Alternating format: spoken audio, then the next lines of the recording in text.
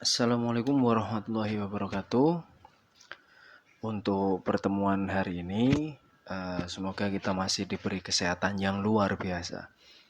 Baik, untuk pertemuan kedua di mata kuliah metode numerik, kita akan membahas tentang galat atau error atau kesalahan. Nah, kemarin di pertemuan pertama kita sudah paham apa sih bedanya metode numerik dengan metode analitik itu seperti apa. Kemudian pengantar-pengantar tentang metode numerik. Kenapa kita harus belajar tentang metode numerik, khususnya di teknik informatika. Baik, langsung saja kita akan membahas tentang galat atau error.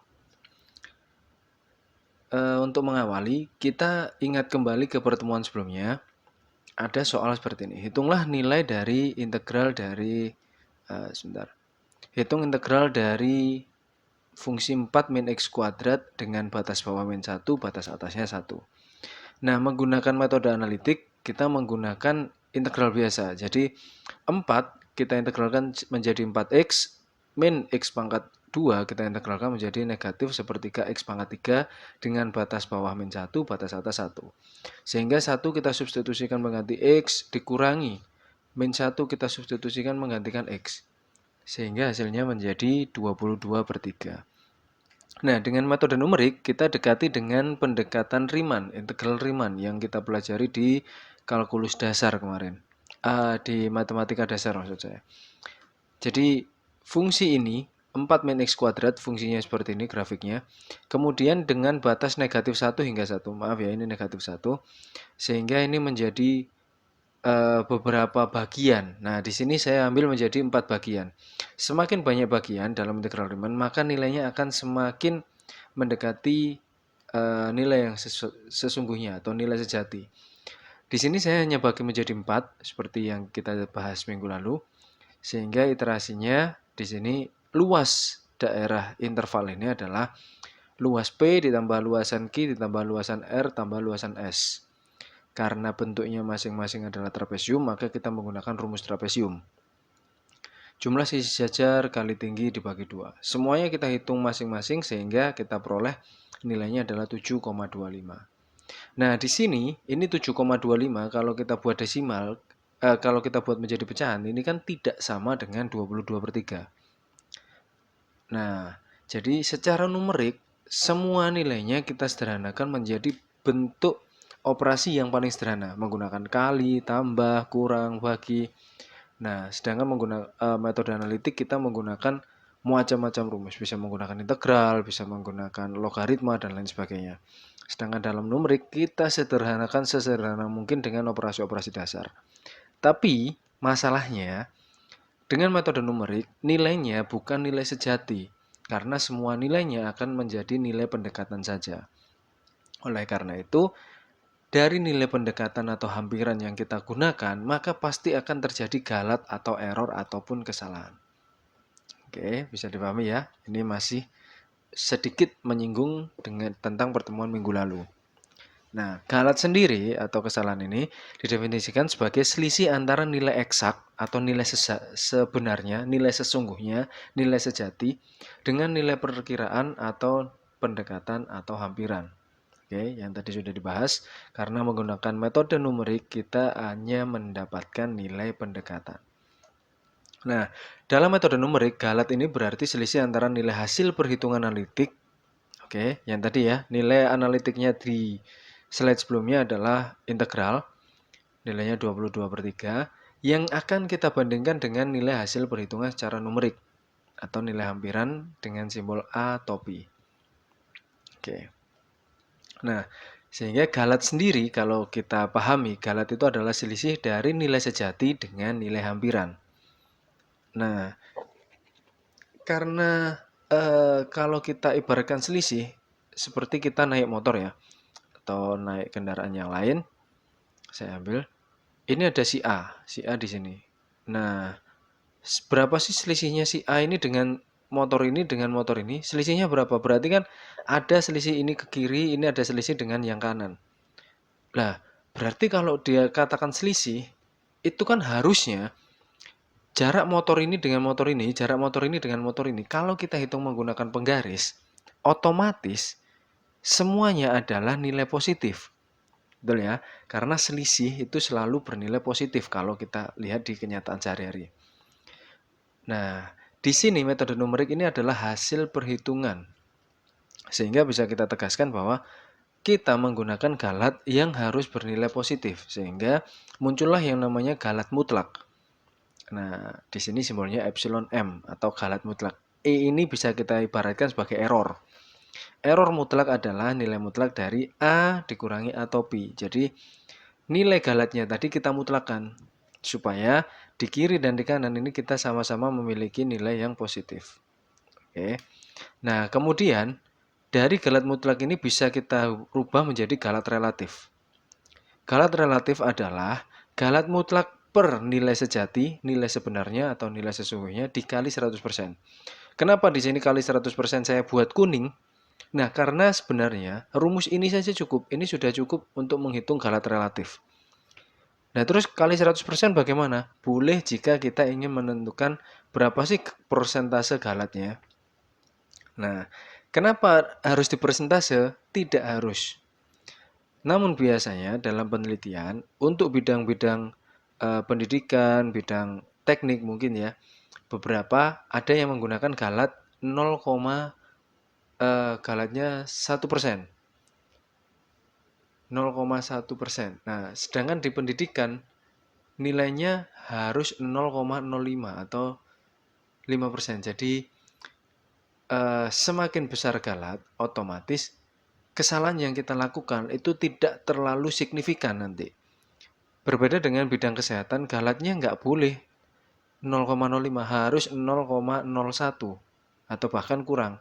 Jadi galatnya hanya 1%. Kenapa kok di bidang kesehatan seperti itu harus galatnya kecil sekali? Karena andaikan seorang perawat yang salah menyuntik, berarti akibatnya saat itu juga fatal. Nah, beda dengan saya misal, di sini saya di bidang pendidikan, saya mengajarkan hal ini, kemudian ada kesalahan sedikit. Dan ini imbasnya tidak saat ini juga, tapi adalah saat jangka panjang. Nah, bedanya seperti itu. Itu kalau kita ingin membuat persentase boleh, tidak persentase juga boleh. Yang ketiga ada yang disebut dengan galat relatif hampiran. Nah, di sini bedanya galat relatif ini kita bandingkan dengan nilai sejati, sedangkan galat relatif hampiran ini kita bandingkan dengan nilai hampirannya. Oke, jadi sama-sama galat relatif, tapi galat relatif yang sesungguhnya adalah kita bandingkan dengan nilai sesungguhnya. Kalau galat relatif hampiran, maka kita bandingkan dengan nilai hampiran. Oke, jadi galat mutlaknya kita bandingkan dengan galat relatif hampirannya. Baik, contoh yang pertama di sini ada hasil pengukuran sebuah tiang bendera. Jadi ada tiang bendera yang berdiri. Ini diukur oleh salah seorang siswa misal atau mahasiswa atau seorang tukang itu 999 cm. Misal. Jadi hampir 10 meter. Kemudian ada pengukuran yang kedua, mengukur sebuah paku. Nah, seseorang mengukur paku, panjangnya 9 cm.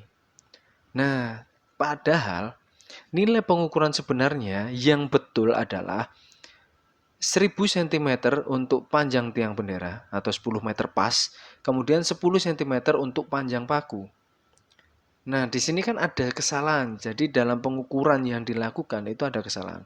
Sama dengan kalau kita mengukur tinggi badan menggunakan meteran yang diinjak di jempol kaki biasanya.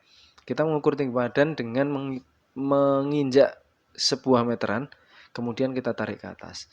Dari situ, bagaimana cara kita menginjak itu sudah menentukan berapa kesalahan yang nanti akan terjadi. Jadi, pengukuran tinggi badan kita sering sekali terjadi kesalahan. Nah, dari contoh soal ini bagaimana sih kita menghitung galat mutlaknya, galat relatifnya dalam bentuk persen dan galat relatif hampiran dari kedua hasil pengukuran tadi. Nah, kemudian pertanyaannya, manakah yang memberikan hasil pengukuran yang lebih baik? Nah, inilah pentingnya di situ. Oke, jadi yang pertama, tiang bendera kita cari dulu. Galat mutlaknya adalah A dikurangi A topi dimutlakan sama dengan 1000 dikurangi 999 sama dengan 1 cm. Sehingga galat relatifnya kalau dalam persentase ini kita akan memperoleh 1 dari 1000. Oke, di sini adalah nilai sejati ya. Nilai sesungguhnya 1000 dikali 100%. Berarti kesalahannya adalah 0,1%. Sedangkan galat relatif hampirannya kita peroleh 0,1001%. Oke, ini kalau dalam bentuk persentase. Kemudian pengukuran paku dengan cara yang sama, hasil pengukuran sejatinya adalah 10 ini yang betul. Tapi ternyata hasil pengukuran seseorang tadi adalah 9 cm. Berarti selisihnya 1 cm. Nah, berarti kan antara bendera dan paku ini kesalahannya sama-sama 1 cm. Nah, untuk paku kita hitung galat relatifnya. Kita peroleh galat mutlak per A atau nilai sejati dikali 100%. Hasilnya 10%. Beda dengan ini tadi. Untuk pengukuran bendera, kesalahannya hanya 0,1%. Kesalahan pengukuran pada paku sebesar 10%. Nah, galat relatifnya juga 11,11%. Nah, dari sini kalau pertanyaannya, mana yang memberikan hasil pengukuran yang lebih baik? Berarti bisa kita simpulkan, ini salahnya hanya 0,1%. Yang ini salahnya 10%. Oke, berarti siapa yang paling salah? Lebih salah siapa? Ini lebih salah. Kesalahannya banyak sekali, padahal selisihnya sama-sama 1 cm. Nah, jadi bisa kita simpulkan bahwa yang memberikan hasil pengukuran yang lebih baik adalah hasil pengukuran tiang bendera tadi. Oke, semoga bisa dipahami. Jika ada nanti ingin ditanyakan, kita bahas di pertemuan sinkron maya. Oke, untuk yang contoh kedua, nilai asli adalah 22/7. Nah, ini nilai pi ya. Misal saya buat pi itu kenyataannya adalah 22/7 misal. Tapi di sini saya tidak menyinggung tentang pi-nya, tapi yang kita sering kenal adalah pi itu 22/7. Oke, di sini saya tidak mengambil pi, tapi saya adalah menghitung sebuah bilangan yang nilainya 22/7. Sedangkan nilai hampirannya adalah 3,14. Nah, sering sekali kalau 22/7 berarti 3,14. Jika 22/7 ini adalah nilai aslinya dan hampirannya adalah 3,14, kita hitung berapa galat mutlaknya, berapa galat relatif, dan berapa galat relatif hampiran dari kedua nilai ini. Nah, kita hitung seperti tadi. Galat mutlaknya adalah 22/7 dikurangi 314/100. Oke, 314/100 di sini. Sehingga kita samakan penyebut, kita peroleh nilainya adalah 2/700 atau 1/350. Galat mutlaknya. Kemudian galat relatifnya dengan cara yang sama, 1/350 dibagi 22/7. Oke, galat mutlaknya tadi 1/350 kita bandingkan dengan nilai sejati. Sehingga kita peroleh nilainya adalah 1/1100. Sedangkan galat relatif hampiran, rumusnya adalah galat mutlak dibagi A atau B. Jadi kita bagi dengan hampirannya. Sehingga kita peroleh nilai galatnya, galat relatif hampirannya adalah 1/1099. Nah, dari sini semoga yang dibahas tentang galat, error, atau kesalahan ini bisa dipahami dulu. Oke. Nah, di metode numerik, ini sering dilakukan pendekatan yang disebut dengan iteratif atau iterasi atau berulang. Pertemuan sebelumnya sudah saya bahas juga tentang nilai-nilai pendekatan itu kan semakin kita mengulang, semakin semakin dekat, maka akan semakin baik. Nah, dari sini pada pendekatan ini nanti perkiraan baru, perkiraan baru itu akan dibuat berdasarkan perkiraan sebelumnya. Oke, jadi yang pertama saya dekati, oh ternyata kurang dekat, saya dekati lagi, semakin dekat. Jadi misalnya ini. Nah, ini ternyata masih belum, saya ingin mendekati nih. Jadi saya dekati lagi ke sini. Masih kurang dekat, saya dekati lagi. Masih kurang dekat, saya dekati lagi. Nah, ini dikatakan semakin dekat ke sini jika kita bandingkan dengan sebelumnya kan. Nah, ini juga akan semakin dekat ke sini jika kita bandingkan dengan sebelumnya. Nah, kalau ini dibandingkan dengan ini berarti kan lebih dekat ini. Nah, jadi perkiraan pendekatan baru ini akan dipengaruhi oleh dasar dari perkiraan sebelumnya. Nah, jadi dalam hal ini, galat merupakan perbedaan antara perkiraan sebelumnya dan perkiraan baru. Sedangkan galat relatif diberikan oleh bentuk berikut. Nah, inilah galat relatif yang nanti akan menjadi pedoman bahwa pendekatan kita ini sudah selesai atau belum. sudah sangat dekat atau belum. Kalau memang belum dekat, kita dekati lagi. Oke. Rumusnya adalah nilai A topi N plus 1 dikurangi nilai topi AN. Jadi pendekatan yang baru dikurangi dengan pendekatan sebelumnya dibagi dengan pendekatan yang baru. Dikali 100%. Nah, jadi AN adalah nilai perkiraan pada iterasi ke N, sedangkan AN plus 1 adalah nilai perkiraan pada iterasi ke N plus 1. Nah, sebagai contoh di sini, diketahui sebuah prosedur iterasi sebagai berikut. XR plus 1 itu sama dengan min XR pangkat 3 ditambah 3 per 6. Dengan R-nya dimulai dari 0, kemudian 1, 2, dan seterusnya. Oke, di sini ada catatan. Iterasi ini akan dihentikan jika nilai mutlak dari galat relatif hampiran kurang dari galat S. Nah, galat S ini adalah toleransi galat yang diinginkan. Jadi, seberapa besar sih kita harus mendekati? Kita kan harus membatasi. Kalau nggak ada batasan, otomatis kita nggak akan bisa berhenti. Ini pengulangan-pengulangan ini. Iterasinya nggak akan pernah berhenti. Nah, di sini saya ambil X0-nya adalah 0,5. Kemudian galat S-nya atau toleransi galatnya harus 0,001. Kalau belum mencapai itu, maka iterasinya harus kita lanjutkan. Nah, di sini saya buat dalam bentuk tabel. Kita memperoleh XR plus 1 sama dengan min XR pangkat 3 ditambah 3. Nah, sehingga untuk R sama dengan 0, oke, kita mulai dari 0 ya. Untuk R sama dengan 0, kita peroleh X0 plus 1, oke, R-nya jadi 0. Min XR pangkat 3 berarti menjadi min X0 pangkat 3 ditambah 3 dibagi 6. Karena X0-nya adalah 0,5 yang kita jadikan pedoman tadi, min 0,5 pangkat 3 ditambah 3 per 6. Hasilnya 0,4791667. Sehingga galat relatif hampirannya adalah XR plus 1 yang kita peroleh ini 0,4791667 dikurangi XR-nya 0,5. XR-nya siapa? X0. Oke, jadi ini X0. Kemudian dibagi dengan XR plus 1, 0,4791667. Sehingga kita peroleh negatif, ini nilai mutlak ya, harusnya positif ini. Ada kesalahan ketik. Menjadi 0,043478. Oke. Nah, di sini kita punya batas bahwa galat toleransi galatnya harus 0 kurang dari 0,001. Nah, ini masih 0,043, berarti masih terlalu jauh ini. Jaraknya masih terlalu jauh pendekatan kita. Maka kita lakukan lagi pendekatan berikutnya.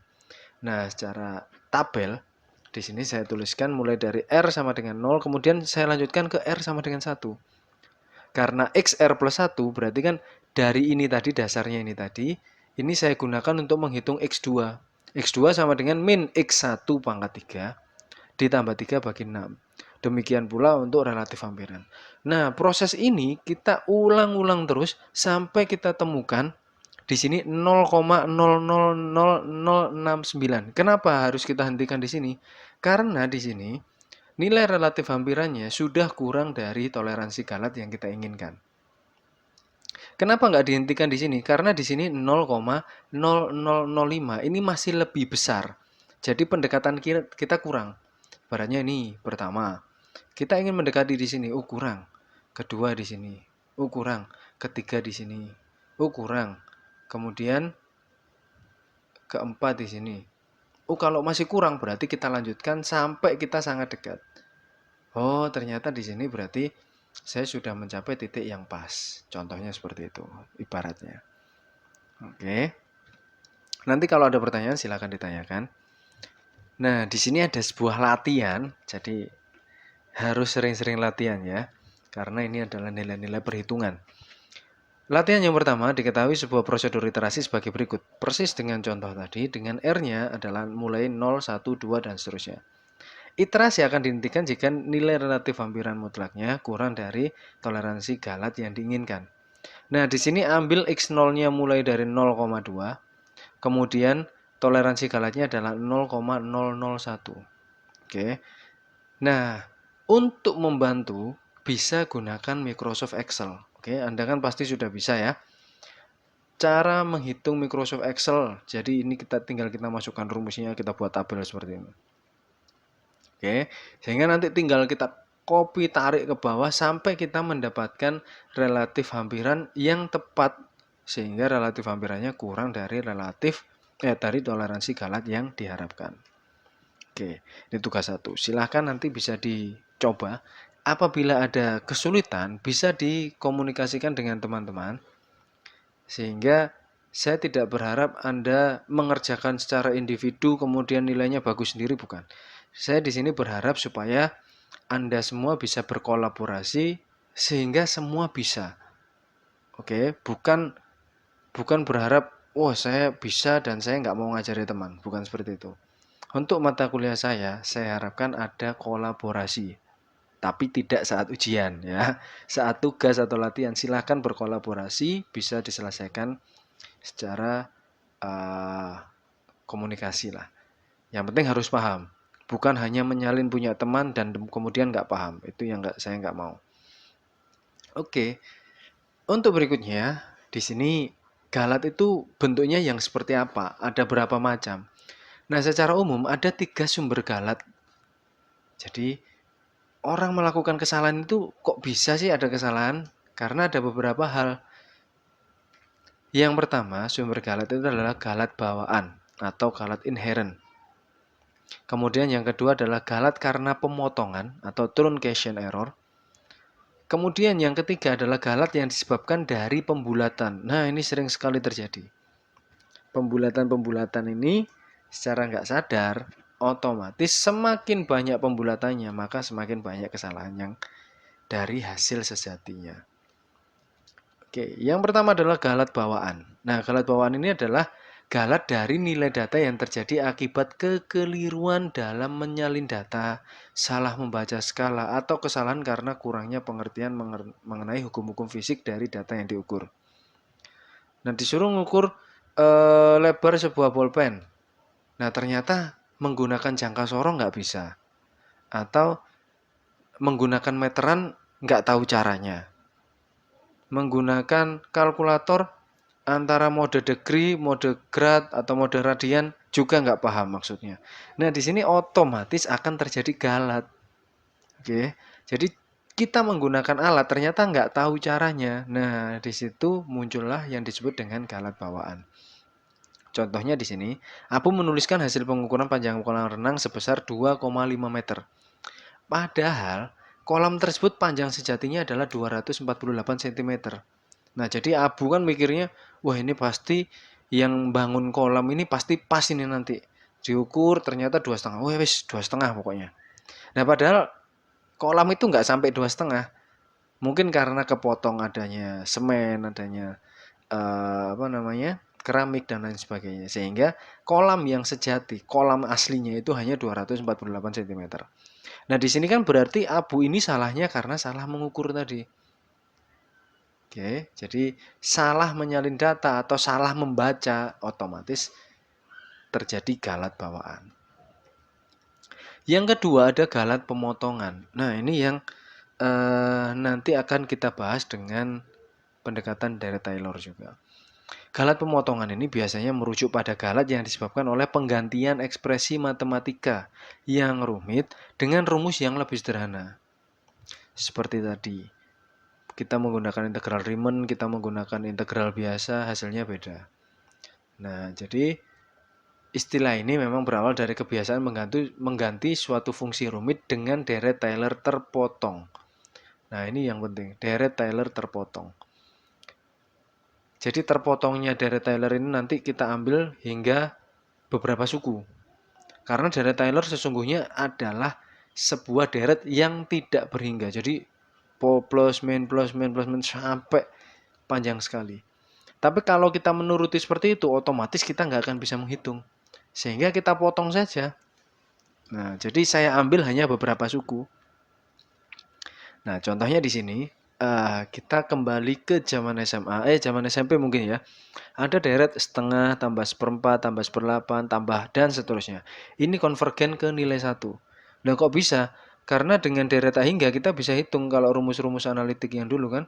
S tak hingga itu rumusnya apa? A dibagi 1 dikurangi R. Nah, menggunakan rumus-rumus analitik ini bisa kita temukan sehingga S tak enggaknya nilainya 1. Nah, padahal ini sendiri ini hanya nilai pendekatan sebenarnya. Tapi karena ini ada rumusnya, maka bisa dikatakan ini bukan nilai pendekatan lagi, tapi menjadi nilai analitik. Nah, jika kita hanya mengambil 5 suku pertama, misal setengah ditambah seperempat tambah seperdelapan dilanjutkan 1/16, kemudian 1/32. Hasilnya adalah 31/32. Nah, padahal nilai sesungguhnya adalah 1. Berarti kan di sini ada error di sini kalau saya potong. Ini kan harusnya plus 1/64 plus 1/128 sampai tak hingga. Sehingga jumlahnya menjadi 1. Nah, kalau saya potong hanya 5, hasilnya menjadi 31/32. Mungkin ada pertanyaan, loh Pak, kalau saya potong sampai 100 gimana? Masih akan ada galat. Oke, saya potong 200, masih galat. 400, 4000 masih galat karena ini sesungguhnya adalah bilangan tak terhingga. Nah, jadi dengan pemotongan hanya 5 suku pertama, karena hanya mengambil 5 suku pertama, maka ada galat pemotongan yang besarnya adalah 1/32. Dari mana asalnya 1/32? Selisih antara nilai hampiran kita dengan nilai sejati. Jadi galat mutlaknya adalah 1/32. Oke. Nah, contoh lainnya seperti ini. Fungsi cos X. Fx sama dengan cos X. Cos X itu secara rumus deretnya adalah 1 dikurangi X kuadrat per 2 faktorial tambah X pangkat 4 per 4 faktorial dikurangi X pangkat 6 per 6 faktorial sampai tak hingga ini. Oke. Nah, apa yang terjadi kalau saya hanya memotong 1? Nah, cos X-nya sama dengan 1. Wah, ya jelas nggak akurat. Kalau saya potong 3 masih belum akurat, 4 masih belum akurat, 7, 8 masih belum akurat. Sehingga semakin banyak potongan yang diambil, oke, di sini kan kita ambil, di sini yang kita ambil, kemudian yang ini yang dipotong. Oke, nah ini yang hasil potongan. Sehingga semakin banyak potongan yang diambil ini, kalau potongannya semakin banyak, otomatis nilai kosinus semakin tidak akurat. Maksudnya semakin banyak potongan yang diambil adalah semakin banyaknya nilai yang hanya kita ambil, semakin sedikit nilai yang kita ambil, maka nilai kosinusnya semakin tidak akurat. Oke, semoga bisa dipahami ya. Kembali lagi, kalau memang ada pertanyaan atau hal-hal yang masih perlu kita diskusikan, maka harus kita diskusikan secara sinkron maya. Nah, kemudian saya akan membahas tentang deret Taylor. Galat pemotongan dalam deret Taylor ini, rumus deret Taylor kan seperti ini. Fxi ditambah f aksen xi di sini artinya adalah turunan pertama. Dikali delta x-nya di sini per 1 faktorial. Ditambah turunan kedua kali delta x pangkat 2 per 2 faktorial. Seterusnya sampai Rn. Nah, Rn ini siapa? Nah, di sini tempat kita memotongnya. Oke, ini tempat kita memotong. Jadi Rn ini adalah kesalahan pemotongan. Salah. Nah, ke sini. Jadi Rn ini adalah salahnya kita memotong. Nah, kalau Rn-nya saya letakkan di sini, boleh. Berarti otomatis semakin besar kesalahannya. Kalau saya potong ke sini, boleh. Berarti sangat besar sekali kesalahannya. Oke, jadi semakin besar atau semakin banyak kita memotong, otomatis nilainya akan semakin tidak akurat.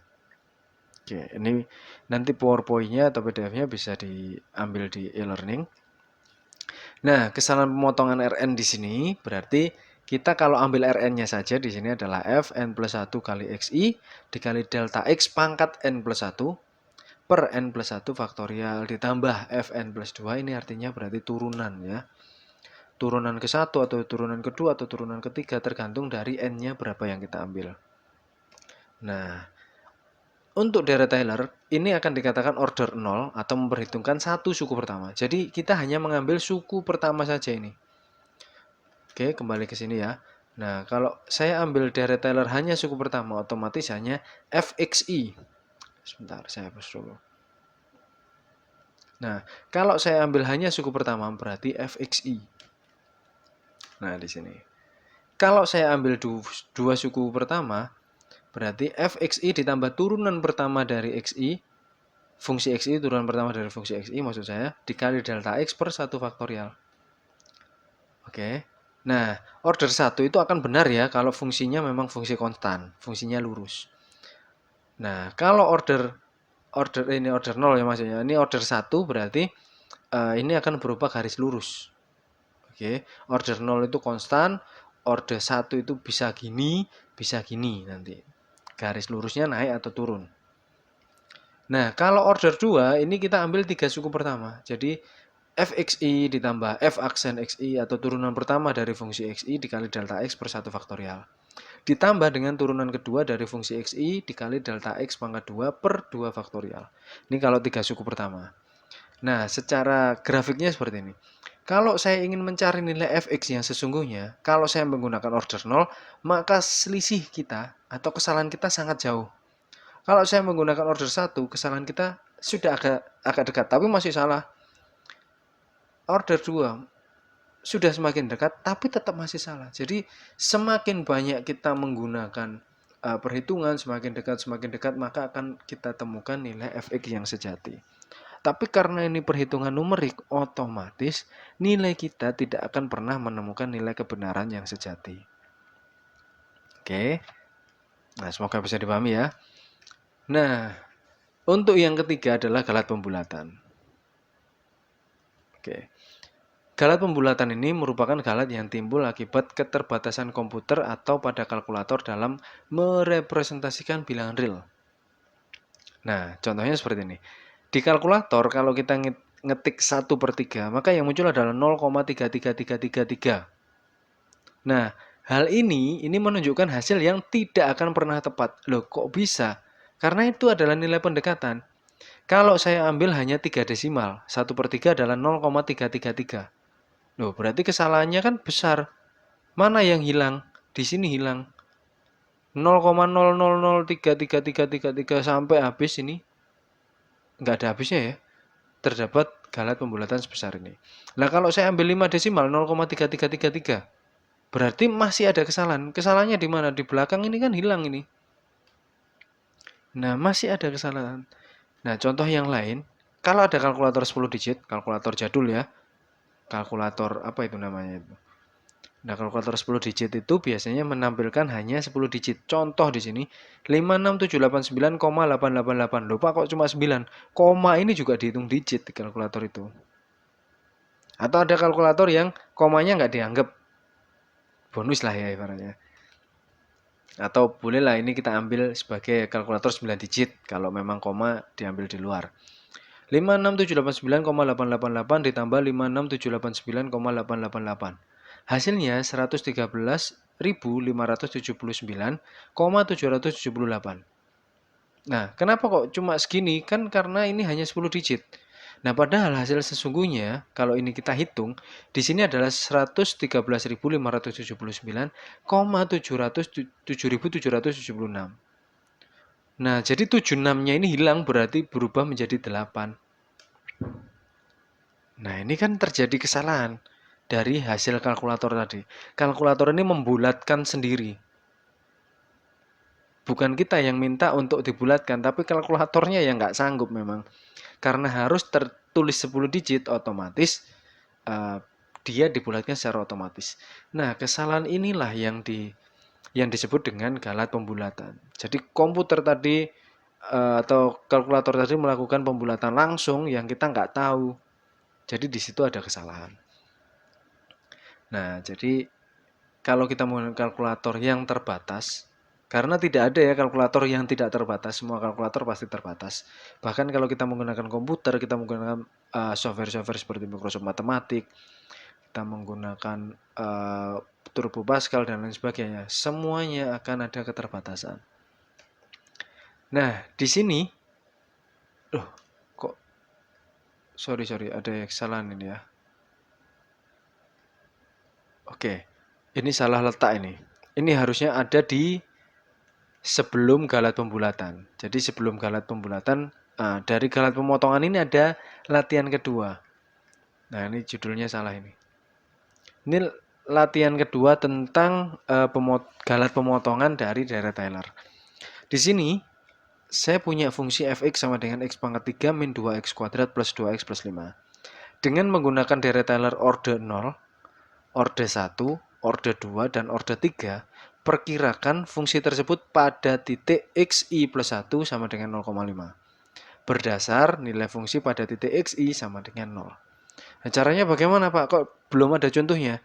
Silahkan baca buku yang pernah saya share. Oke, di situ ada contoh, kemudian bisa Anda praktekkan di sini. Jadi maksudnya, silahkan dicari berapa sih nilai fungsinya kalau kita menggunakan order 0, berapa nilai fungsinya kalau kita menggunakan order 1, order 2, ataupun order 3. Nah, kita lanjutkan ke pembulatan tadi. Kalau kita berbicara tentang pembulatan, ini kita sudah belajar sejak SD. Cara membulatkan bagaimana? Kalau nilainya lebih dari 0,5, maka angkanya akan dibulatkan ke atas. Oke. Kalau kurang dari setengah, maka angka dibulatkan ke bawah. Nah, kalau angkanya pas 0,5, berarti gimana caranya? Ikuti aturan ini. Kalau angkanya setengah, dibulatkan ke bawah jika digit sebelumnya angka genap. Jadi kalau sudah angka sebelumnya genap, berarti nggak usah dibulatkan. Tapi kalau digit sebelumnya angka ganjil, maka kita bulatkan ke atas. Nah, contohnya seperti ini. 1,24655. Kalau kita bulatkan ke satu angka desimal, hanya kita ambil 1. Berarti kan yang kita ambil adalah 1,2. Loh, kenapa kok dibulatkan ke 2? Karena 4 ini kurang dari 0,5. Otomatis kita bulatkan ke bawah. Nah, kalau saya bulatkan ke 2 angka desimal. Nah, saya ambil 2 angka desimal, otomatis kan ini yang harus saya bulatkan. Karena ini lebih dari 0,5, maka saya bulatkan naik ke atas menjadi 1,25. Oke. Nah, kemudian kalau ini saya bulatkan ke 3 angka desimal, 1, 2, 3. Nah, berarti di sini yang saya bulatkan. Nah, ini kembali ke aturan ini tadi. Kalau nilainya 0,5, saya bulatkan kemana? Lihat ini 6. Oh, 6 ini genap. Berarti tidak perlu dibulatkan ke atas. Biarkan saja tetap 6. Nah, bagaimana kalau ini 1,24655 sekarang saya bulatkan ke 4 angka desimal. 1, 2, 3, 4. Nah, berarti 5 ini harus saya bulatkan. Oh, ini pas 0,5. Tapi karena sebelumnya bilangan ganjil, otomatis ini kita bulatkan ke atas. Sehingga menjadi 1,2466. Nah, semoga bisa dipahami ya pembulatan tadi. Nah, berbicara tentang pembulatan ini, otomatis kita tidak akan lepas dengan apa yang disebut dengan angka signifikan, atau angka penting, atau angka bena, atau angka berarti. Macam-macam ya bahasanya. Tapi yang paling sering kita gunakan saat sekolah adalah angka penting. Nah, secara umum, komputer digital itu memiliki 2 cara penyajian bilangan real. Ada yang menggunakan bilangan titik tetap atau fixed point. Ada yang menggunakan bilangan titik mengambang atau floating point. Nah, float itu kan artinya mengambang ya. Nah, fixed point itu kalau setiap bilangan disajikan dengan jumlah tempat desimal yang tetap. Contohnya seperti ini. 1,234, oh berarti 3 angka desimal. 0,123, oh 3 angka desimal. 12,345, nah berarti 3 angka desimal. Itu kalau fixed point. Nah, kalau menggunakan floating point, ini bisa kita sajikan dalam bentuk jumlah digit berarti. Oke, jumlah digit berarti. Jadi angkanya adalah angka-angka yang sudah berarti. Nah, di sini bisa dituliskan 0,123 dikali 10 pangkat 3 atau ada yang menuliskan 0,123 E plus 03. Maksudnya ini eksponensialnya kalikan 10 pangkat 3. Biasanya di Excel kita akan ketemu bentuk seperti ini biasanya. Nah, sama. Angka signifikan itu bagaimana sih cara kita menentukan banyaknya angka signifikan atau angka pentingnya? Itu kita hitung dari angka pertama yang bukan 0. Nah, ini yang jadi titik penting. Angka pertama yang bukan 0 lalu ke kanan dihitung semua. Contohnya seperti ini. 12,345 ini berarti memiliki 5 angka penting. Siapa? Ya 1, 2, 3, 4, 5. Lupa kalau di belakang koma tidak ada masalah. Kemudian 1,020 berarti memiliki 4 angka penting, yaitu 1, 0, 2, dan 0. Kemudian 0,0012 memiliki 2 angka penting, yaitu 1 dan 2. Loh, nolnya di depan kok nggak dihitung? Loh, ini tadi dihitung. Ini juga dihitung menjadi 4 angka penting. Nah, kembali lagi ke sini.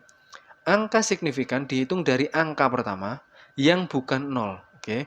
Ini angka pertamanya siapa? 1 dan bukan 0. Berarti ini semua ke kanan kita hitung sebagai angka penting. 0,0012. Loh, angka pertamanya 0. Nah, di sini kita ingat angka pertama yang bukan 0. Berarti mulai dari 1 sampai ke kanan. Berarti hanya ada 2 angka penting. Kemudian 0,00120. Berarti berapa angka penting? 3 angka penting.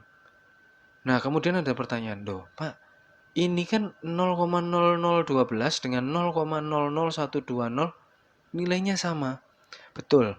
Kalau secara eksak nilainya memang sama, tapi kalau secara numerik ini dianggap tidak sama. Loh, kok bisa seperti itu? Bisa jadi 0,12 ini belakangnya 117 misal. Asalnya dari 0,00117. Kemudian karena nilainya harus dibulatkan menjadi 4 angka desimal, berarti menjadi 0,0012. Oke, jadi beda dengan 0,00120. Oke, ini beda. Jadi 0,0012 dengan 0,00120 memang secara eksak betul sama, tapi secara numerik dua bilangan ini memiliki perbedaan. Oke, jadi di sini ada 2 angka penting, sedangkan di sini ada 3 angka penting. Oke, mungkin ada yang masih bertanya-tanya dulu sejak SD atau mungkin SMP, SMA. Oh, ternyata ini yang dimaksud angka penting. Mungkin dulu sudah pernah bisa, kemudian lupa. Jadi ini kita refresh lagi. Nah, untuk tugas yang ketiga, latihan yang ketiga, silahkan hitung berapa banyaknya angka signifikan atau berapa banyaknya angka penting dari 5 bilangan berikut.